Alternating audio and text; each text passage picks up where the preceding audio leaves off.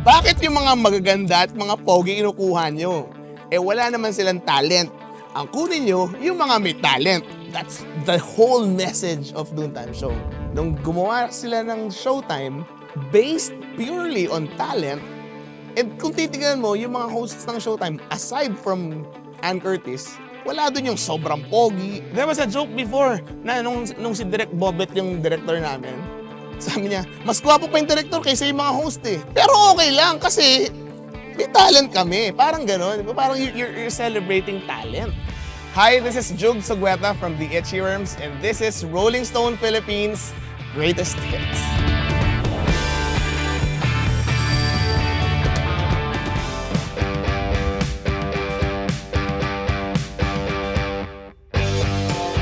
I chose Akin Ka Na Lang as the game changer because that was the Itchyworms' first hit. Without it, we won't have a career. So, that was the first hit. It was written by Jazz nung high school siya. Meron siyang nililigawan. And then, we tried to jam it before and then we couldn't figure out a good arrangement for the song. Parang nagiging, hindi man baduy, pero parang ganun, parang hindi na, because it's a shuffle eh. And when it's a shuffle, yung parang nagiging parang buttercup eh, di ba? Parang ganun eh. So, we tried different arrangements for the drums and for the guitars. And then finally, the peg was, or at least as far as I remember, was Everybody Wants to Rule the World by Tears for Fears. That song is also shuffle. And then when we did that, parang, we have a hit. Parang alam namin that was a hit song. Hence, it was also the first single of the second album, Noontime Show. Our first album, unbeknownst to a lot of people, was released 2001. And walang hit song yun. Pinakakilala na siguro dun was Antipara. So, noong panahon ng 2001, everyone was either emo or new metal, or acoustic sila, Pinoy, mga ganon. So, parang we were in the middle. So, parang we didn't know where to go. Alam mo yun? Kasi we were a band and we can do distorted guitars, but our songs are melodic, so it was kind of hard. The first album came out, so we did the rounds. We went around radio stations, noontime shows, mall tours, alam mo yun, to promote the album. So we were able to experience yung noontime shows na kailangan kakanta ka with a star. So tutugtog kami, tapos may kakanta with us na artista. So parang sa SNL walang ganun na. Or alam mo yun, di ba? Or pag nag-guest ka sa, Jules Holland, nagja-jam siya, pero he doesn't sing.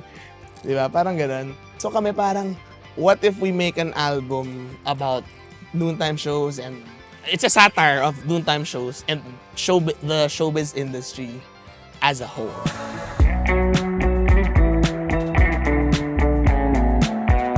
We started writing the song at Jim Paredes' studio. We used to practice. It was right in front of Ateneo. We practiced there. Studio in Makati. The studio in Makati? Sa may Amorsolo. So we finished the song. And then, at that time, we've always been huge Eraserheads fans. Actually, I think nga, I was reminiscing the other day. I think they were the first band who gave us a paying gig in 1998 or something. Parang they paid us 10,000 pesos in 1998. Malaki yun, ng 1998, So parang nandun kami, para kaming younger cousins or younger brothers nung Eraserheads ever since. So they broke up 2002. We were with them when it happened. So anyway, the concept is, I asked everyone, parang friends of mine, to say, gusto ko lamang sa buhay, and then say something. So nandun si Yael, nandun si Jet Pangan, Ebe, I think. So I asked friends to say something. And then secretly asked all E-Heads members. And then lumabas lahat, yung mga sinagot nila, lumabas yung characteristics talaga nila. So, tuwan-tuwa kami na parang in that track, na-reunite namin sila. Kasi at that time, parang sobrang impossible eh. The people who directed or made the video, his name is Galite, and his team were parang students of our friends from Ateneo. So Quark and Maria Mora. So they taught in Ateneo, and then these are the students na naging sila Dan Villegas, mga ganun, Mick Vergara, King Palisok. Sila na yung naging, parang now they made a name for themselves. And it's nice that we were able to work with them when they were young and hungry.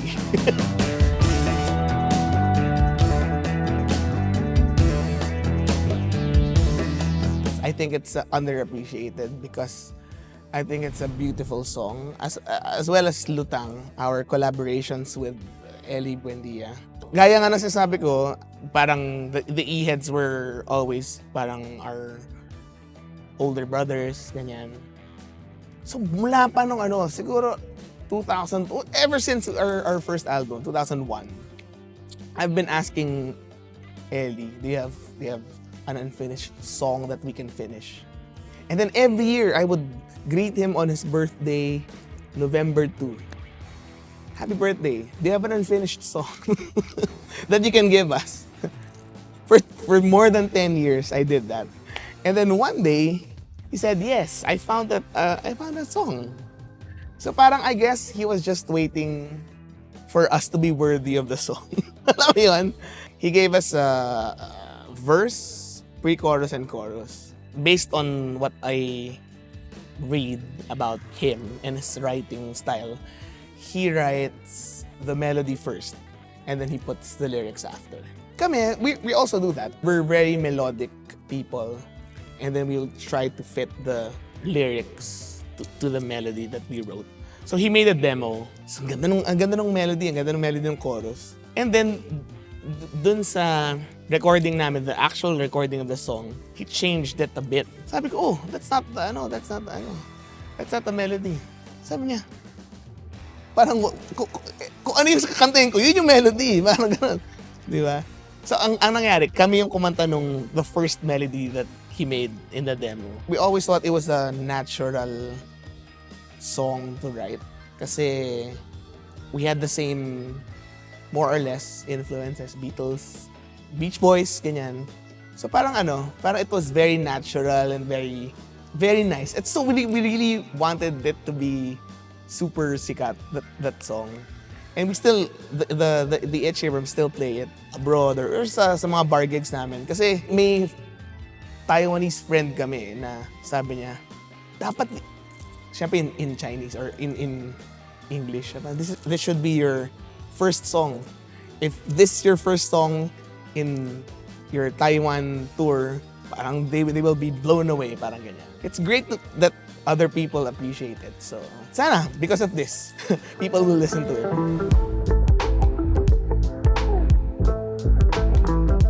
It's a satire. Parang same level siya ng sarcasm di ba? You either get it or you don't. When I joined Showtime, I got some shit for that. Parang, akala ko ba yun ang Noontime Show? Di ba? Una-una, ang Showtime started out as a talent show, a morning talent show. Okay.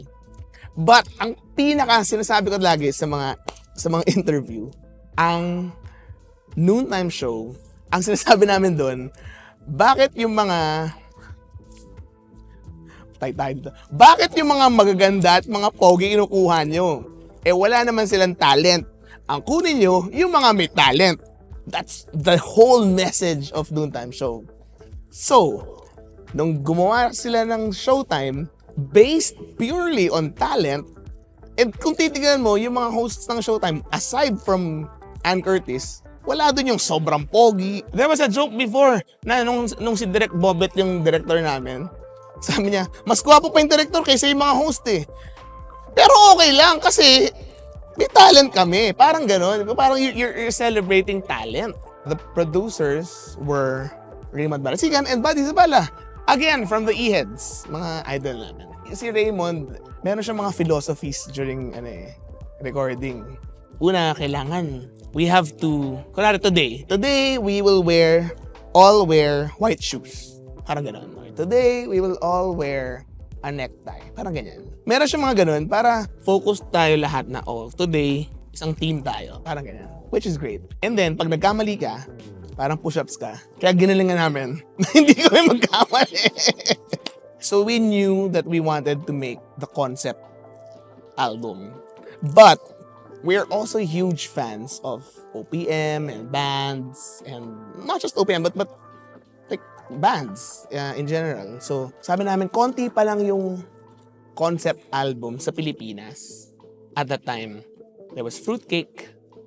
Ang mahirap sa concept album, kailangan nagpitagpi lahat I mean, it's a concept album, di ba? Parang Dark Side of the Moon, whatever. So kami, we had plot points. So we had songs, we had singles na, like Akin Ka Na Lang, Beer. We wrote love themes specifically for Noontime Show. Kasi nga, yung mga love themes, laging nag-guest sa Noontime shows to promote their movies, di ba? So naisip namin, what if one nag-fall dun sa isa, tapos yung isa hindi nag-fall dun sa isa. Parang gano'n. Parang trabaho lang. So parang nag-plot kami na may parang theme from Noontime Show, tapos may konting singles, tapos kinalat namin yung singles, and then we weaved it, parang may guesting sa Noontime Show, sa variety show. Parang kami nag-guest dun sa show. Parang gano'n. So that's how we weaved it. But most of the songs were written talaga for that album. Our parang first mentor was Tito Sonny Nicolas, who was the father of our drummer, Jazz Nicolas. He was a musician. He passed na. He was a musician in the 80s, 70s, 80s, ganyan. Mga kapanahonan ni Florante. Parang he saw that how disappointed we were that our first album flopped or didn't get popular. Kasi our first album kasi parang most of the songs were in English Mga konyo kasi from Ateneo. Sabi niya, kung gusto niyong sumikat, sulat kayo ng Tagalog para makakanta ng mga taong nagiinuman sa kanto. So parang from that, sinulat namin Beer. Ganun. So parang the inspiration for that was Kundiman. So if you look at the chord progression, it's like a kundiman. Initially, our record label at that time wanted to cut it down kasi it's 6 minutes long. The whole song is 6 minutes long. And that's absurd during that time. Even more so now. So when we first released it, there was an edit down. Parang we edited it down to 4.5. Parang ganun. Walang guitar solo. I think parang ganun. But when it got popular na, parang they released the full version na it was always a huge hit whenever we played it live, even before we released it as a single. And yeah, I guess the rest is history.